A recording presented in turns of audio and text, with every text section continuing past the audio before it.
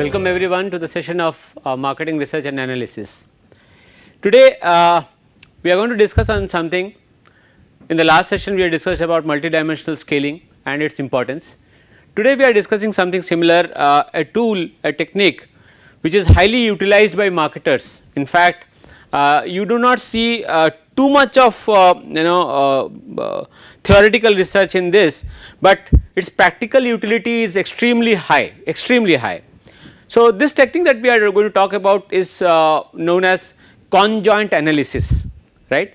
So, conjoint analysis is a technique where a marketer identifies the possible combinations of several attributes and then which attribute is going to be, or which combination is going to be the most having the highest value or most sought after combination in terms of the from the customer's point of view, right. So, to do this conjoint analysis is highly used. Okay. Now, there is a choice. For example, let us see, there are 3 colas available in 3 different packs. One is you can see, and there are 3 different price levels, maybe the quantity is different. So, when a person decides to buy or a customer decides to buy, how does he make his choice, right.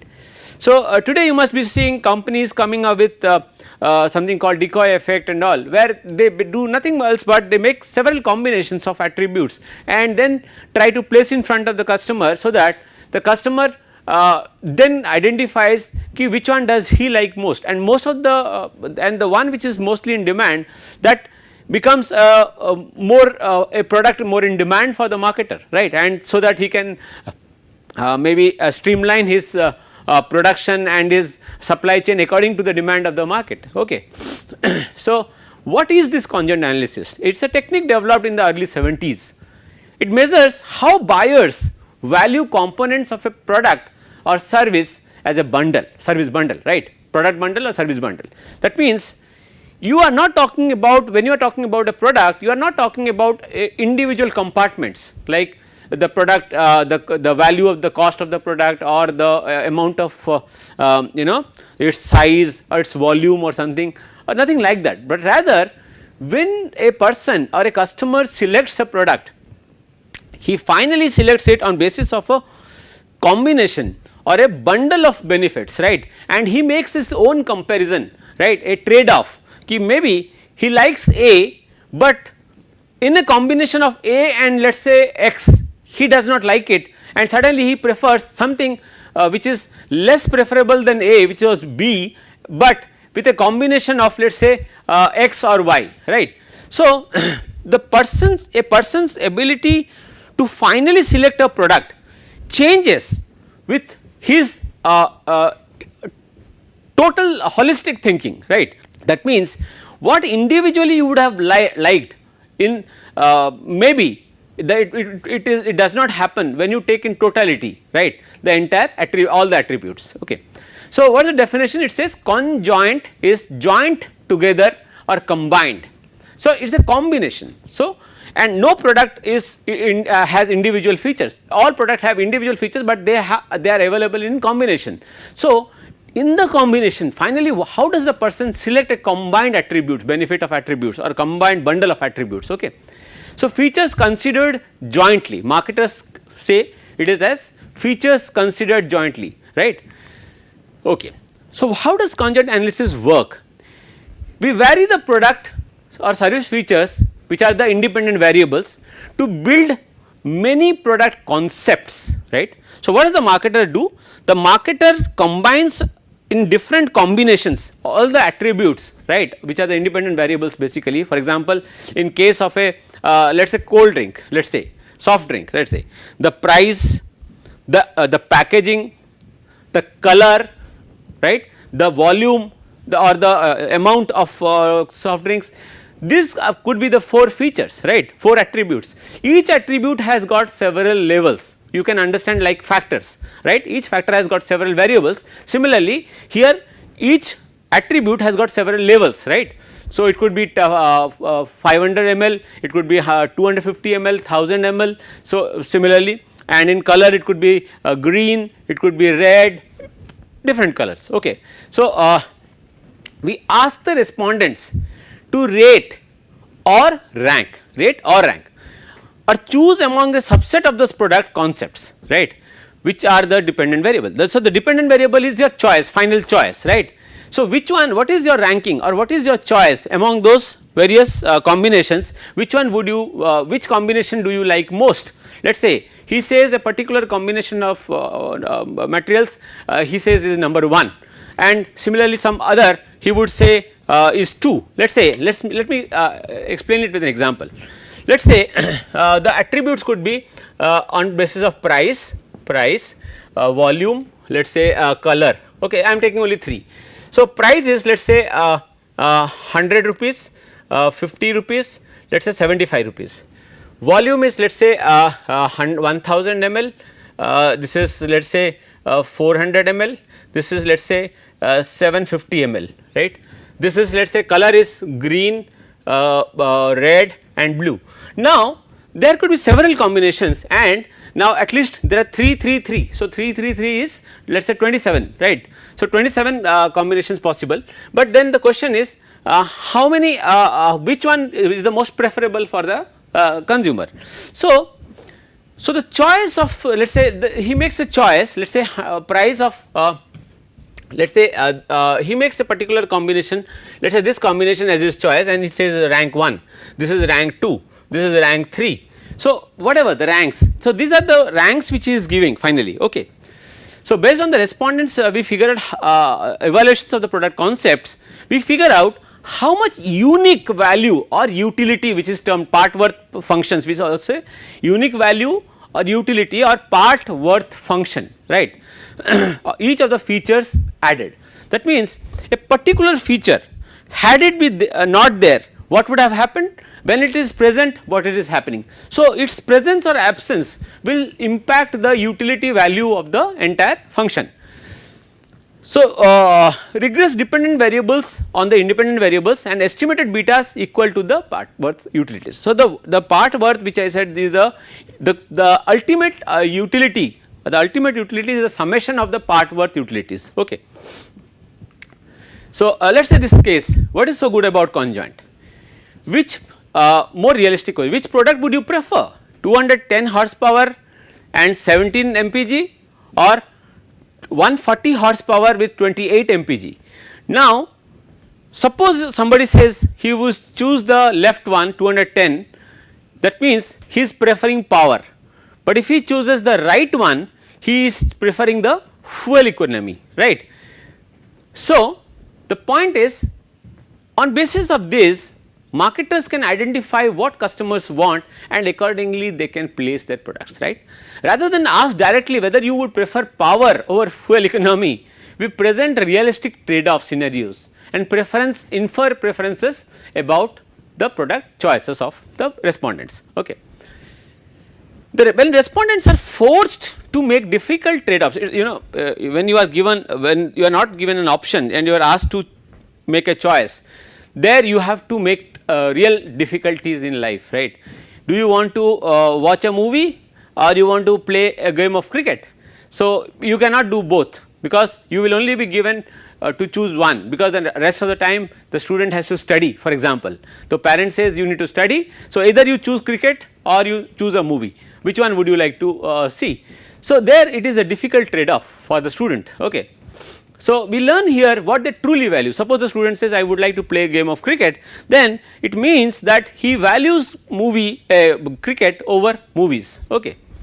These values are associated with the specific and actionable attribute levels relevant to the problem at hand. Okay. Now, let us see this case. It is a building a model. This is where conjoint analysis comes into play. So, the inputs are attributes, the various attributes, right, size, price, all this, labels, each attribute has several labels, respondents, their prior knowledge, external data, experimental design, and finally the conjoint method. Outputs are the utility scores for each level. So, what are the score that the particular at a particular level, different levels, the scores are available to the marketer.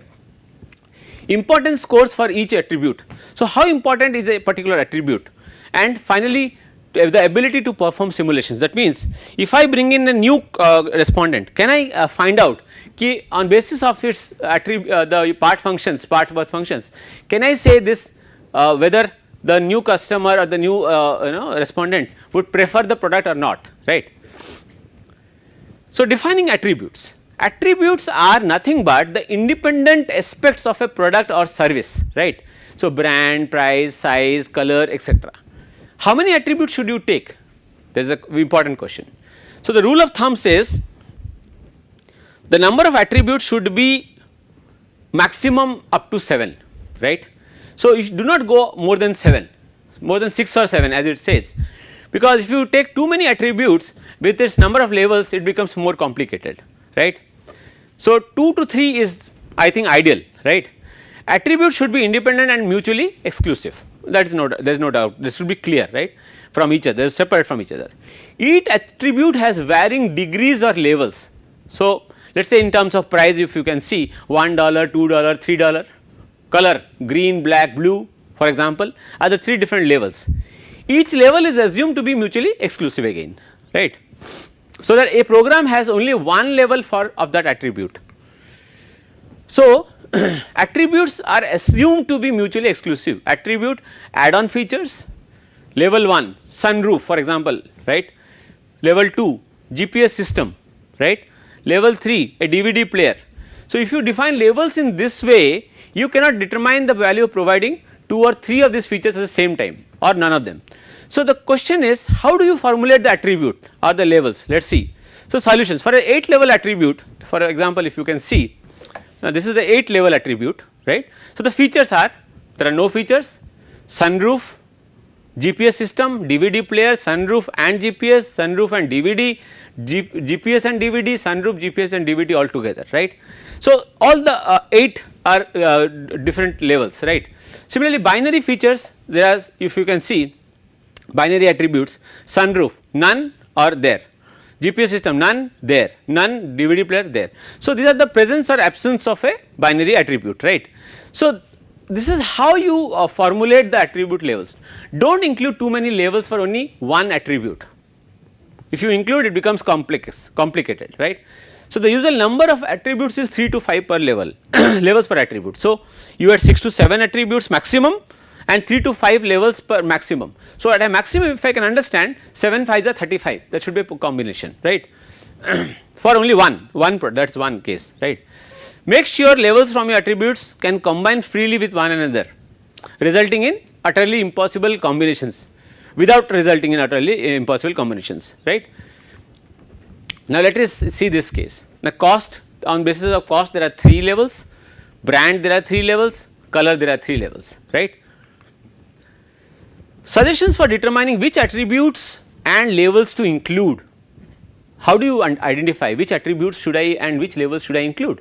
Simple, talk to the stakeholders, the people who are involved, the customers, the managers in the company, the different people, through a focus group interview.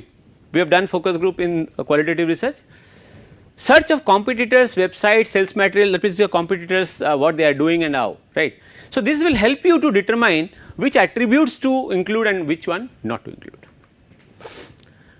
Now conjoint utilities, these are called part worth, which I said, right. So numerical values that reflect how desirable different features are. For example, look at this case. Now vanilla, chocolate and 3 price levels are 25 cents, 35 cents, 50 cents, right. The utilities are 2.5, 1.8, 5.3, 3.2, 1.4. So the higher the utility, the better. Why? Because it simply works like a regression function, right.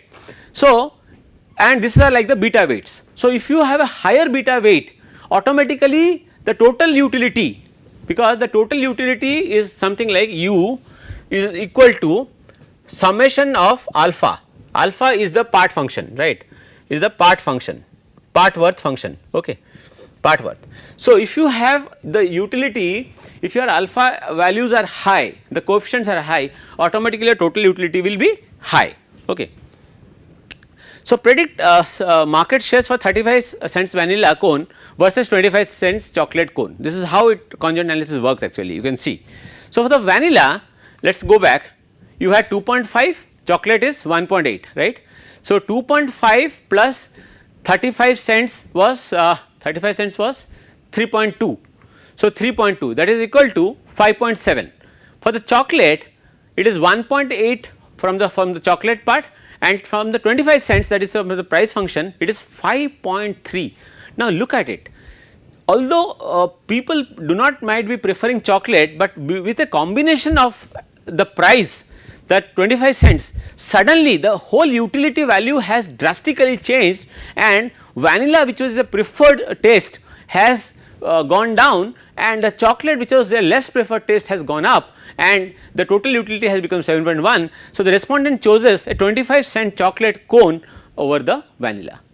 So, this can be repeated for the rest of the respondents, and an understanding can be developed ki how does a marketer, how does a respondent make his choice, make his combinations. Okay. So, this is in a popular example we have brought from, this is from Green and Wind, this is a marketing research book which is very popular book. You can, there is a so this book is I have used also myself when I was a student from that day. A company interested in marketing a new carpet cleaner wants to examine the influence of 5 factors. What are the 5 factors? Package design, brand name, price, a good housekeeping seal, and a money back guarantee. Now these 5 features he has taken, right. There are 3 factor levels for package design, right, okay? In each one differing in the location of the applicator brush, 3 brand names, 3 price levels, and you can see here.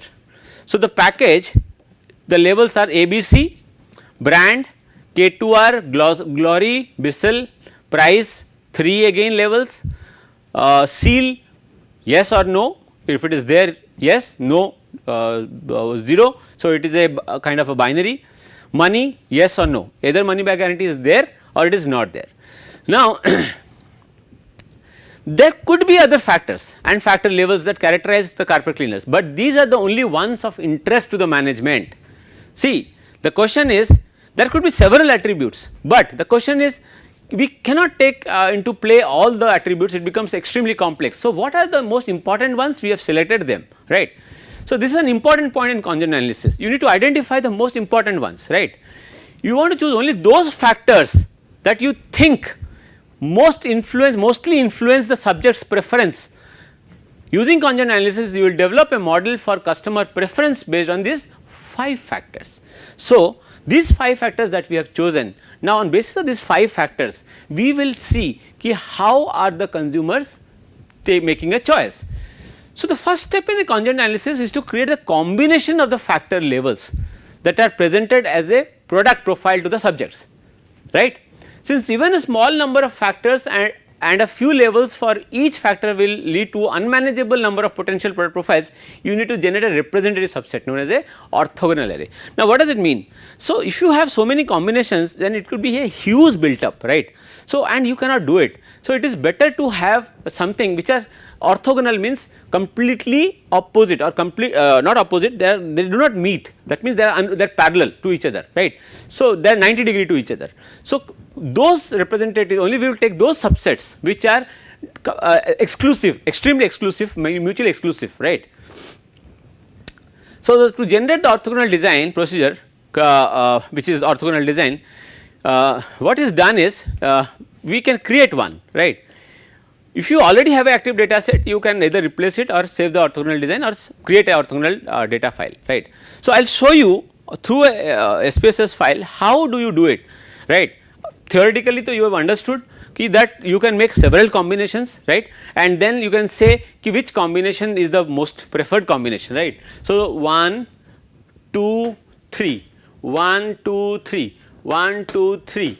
1, 2, 3. So several combinations, 27 combinations can come, right. Okay. Now let us see this conjoint analysis. So to do that, go to data, orthogonal design, and then generate, right. So I have put in the steps so that if ever you want to do some conjoint analysis, you do not have to search for the steps, right. It becomes easier for you to do it. So this is on SPSS. So once you have, suppose for the package, for example package. So the label of the package is package design, you name it, and start adding right. So, how does it look? Now, package design, this creates an item labeled package design, select this item, okay, and define the values here. So, 1, let us say 1 is A, 2 is B, 3 is C. Similarly, you can do it for the other factors also, remaining factors like brand, price, seal and money, okay. So, this is how it will look like. Finally, if you can see this space, right, this is how it will look like. So, package design 3, brand name 1 was K2R, 2 Glory, 3 Bissell, price similarly 1, 2, 3, we have again 3 levels, okay. Seal 1 is no, 2 is yes, money back 1 is no, 2 is yes. So, you can do this, right, and once you have created this data set, right. So, what we do is we do a random number for iteration we use it, but you may not, you can keep it at default to which is 2 lakhs, right. So, what is done is a new data file is created out here. Now, this new data file is of interest to us, right, yes, but one thing is important. When you are creating a new data file and once you have created a new data file, please understand that for the validity of the test, that what you have tested is valid and highly is a valid thing, you have to split the data file into 2 parts. The one part is where you are doing the normal analysis, the other part is called the holdout part, as we have done in other MDS also, we have done MDS and other things. So, sorry. So, this is called the holdout case. So, to the data file will have now there are 2 data files, one is the holdout and the other is the one which you are using, right. So, once you have done it, right, then you can run the analysis, okay. So, let me go to the file. So, this is how the final file looks like, right, their final file will something look something like this, okay. So, 1, 2, 3, 4, 5, okay, okay, funds, yeah. So, data, although it is this is we have already done it, am I going back? So, this is the how you have done it. So, listing of experiments, so you have taken the 5 factors, let us go back once. So, now, so you have your display, or from the menus choose the data, orthogonal design, display, go to display and then this factors you take it here, right, select package brand for the factors, right. Format is listing of for experiments, because it is an experimental design, correct, you are experimenting, this is purely an experimental design like ANOVA, analysis of variance, you are trying to experiment which combination is going to be the most give you the highest worth utility or highest utility or part worth function, okay. So, orthogonal and click OK. So, the output resembles the look of the orthogonal design as shown in the data editor, one row for each profile with the factors as the columns. So, the factors are, these are the factors 1, 2, 3, 4, 5, okay. So, now however, the column readers are the variable labels rather than the variable names that you see in the data, okay, fine, this is also. So, this is the holdout case. Now, when there is a holdout case, there will be a footnote and it is written, you can check it, right. So, this is a holdout case. So, the SPSS gives you 2 files, okay. Now, to display each profile in a separate table, what you can do is you can also see for each profile individually for each respondent, you can see ki whether how it is, what is their response, right. You can go for profile for subjects here, you see. You can profile for subjects. So, deselect listing for experimenter and select profile for subjects and click OK. So, this is what you will get. So, if you can look at this file, the information for each product profile is displayed in a separate table. Now, profile number 1, so say 1, this is 1, package design is 1, A, Glory brand name, price is 1.39, housekeeping seal, he wants it, money back guarantee is not important. Similarly, 2, package design A, profile brand name is Bissell, price is this one, housekeeping seal not required, money back guarantee not required. So, that process also you can do it for each case, right. So, by doing that and then you can finally maybe through a subjective analysis interpretation you can see and tell ki which is the one which is mostly in demand and you can make a interpretation out of it, or right. So, otherwise what you can do is you go to the complete file, right, the complete file, and find the utilities. So, this table, there is a table which gives you the overall statistics table, the utilities. This table shows the utility or part worth scores and the standard errors for each factor level. So, higher utility, once you get the utility functions which are the beta weights, for example I had said to you. So, once you get the utility functions, then you can from here you can calculate for the final, the dependent value or the dependent score, right. So, higher utility values indicate greater preference. So, suppose for somebody says, now for example here let us say package A, I think there must be an example, let us see, okay, let us say package A, then Glory, price 1.39 and Seal yes and yes, okay, let us say.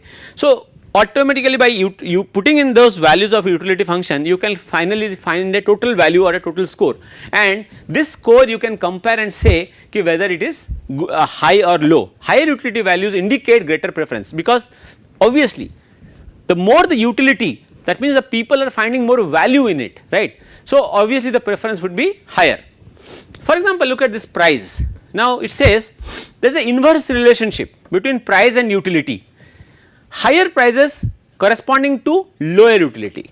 So, once the price is going up, the utility value is going down. So, that is a not a desirable thing.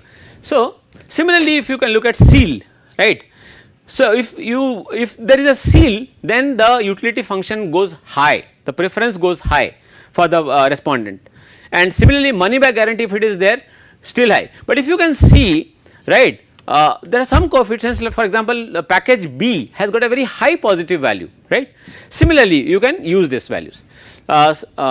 Okay, this is already I have explained. Now, okay, now let us look at this. Since the utilities are all expressed in a common unit, they can be added together, that is the beauty. So, I said utility is equal to summation of alpha, right. So, now the alpha is a part worth, okay. For example, the total utility of a cleaner, now look at this part, the total utility of a cleaner with package design B, brand K2R, price this much and no seal of approval or money back guarantee is how much? Now, this much. Now, let us see 1.867, now this is 1.867 B, okay, plus 0.367, 0.367 K2R, okay, this one, okay. So, it adds on and it comes to 11.759. Suppose it says if the cleaner had a package design C, brand Bissell and some changes have been made, now how much is the total utility function is coming? Now 10.909. So, now this was 11.759 and that was that is 10.909. So, obviously you can see from here that the utility function is growing with the change in the. So, in conjoint analysis, the most important part is to calculate the utility functions, right. This utility sometimes you can use dummy variable coding also to use it, but let me not get into it right now, right. So, but you need to calculate these coefficients and then do it, right. So, now what it is saying, it has the range of the utility values for each factor provides a measure of how important the factor was to the overall preference. Factors with greater utility play a more significant role than those with smaller ranges, right. So, you can see this, suppose this factor has minus 2.233, 1.867, 0.367, brand is, this one is okay, this much, price, yes, you look at the impact. If you forget the negative and the positive sign, take the absolute value, price plays a very significant role in impacting the preference, right. Similarly, seal also has an impact, but if you look at the brand, hardly it has got a very important role to play with, okay. So, here the marketer can play with the consumer and his wants and then accordingly he can decide, right. So, this is the final beta coefficient. So, price minus 5.542, seal is 2, money is 1.25. So, these are the things that are very important in conjoint analysis. So, once you can do that, conjoint analysis helps you to identify which is the best combination and which combination has got the highest utility function, and then accordingly that can be placed to the market or before the market, so that consumers can show a greater demand, and ultimately that also has an impact in doing a better forecasting as a marketer and streamlining your supply chain accordingly, right. Okay, that is all for the day we have. Thank you so much. Well, thank you very much.